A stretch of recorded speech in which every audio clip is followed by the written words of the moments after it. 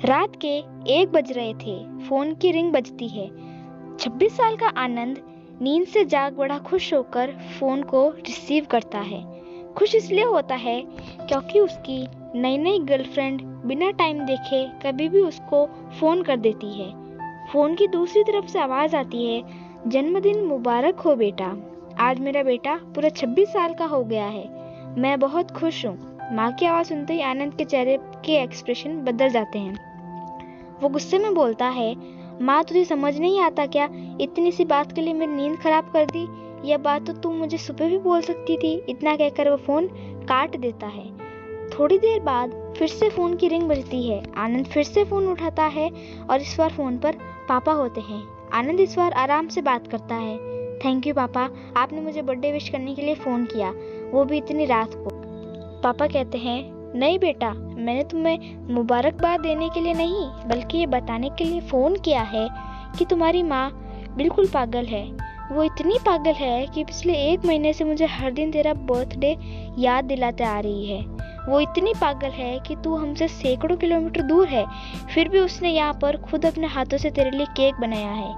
ऊपर से जिद कर बैठी है कि जब तक तुझे विश नहीं कर देती तब तक न खुद खाना खाएगी न मुझे खाने देगी।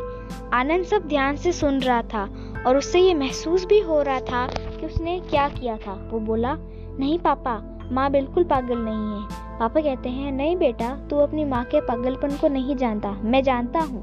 वह तो 26 साल पहले ही पागल हो गई थी जब डॉक्टर ने उसे कहा था या तो हम बच्चे को बचा सकते हैं या आपको।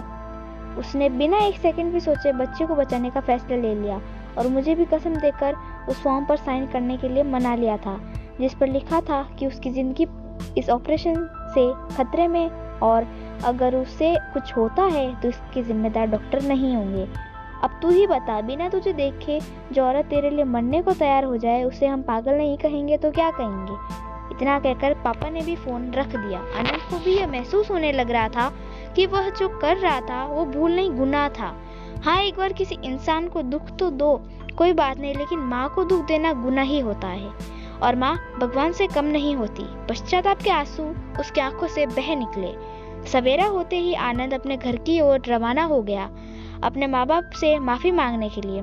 घर पहुंचते ही उसने पहले माँ से माफ़ी मांगी और माँ ने उसे गले से लगा लिया। फिर वो अपने पापा से माफ़ी मांगने लगा। पापा ने कहा, कोई बात नहीं बेटा, जा तू वापस चला जा। तेरी माँ हमेशा कहती थी कि तू उसे बुढ़ापे में संभालेगा, लेकिन मैं उसे समझा दूंगा। जैसे आज तक मैं उसे संभालता आया हूँ वैसे ही आगे भी मैं उसका ख्याल रखूंगा। उससे भी यह समझ लेना चाहिए, जो बेटा उसके एक फ़ोन करने से परेशान हो जाए वह उससे उम्र भर क्या संभालेगा। बाप की ऐसी कड़वी बातें सुन आनंद की आंखें बहने लगी।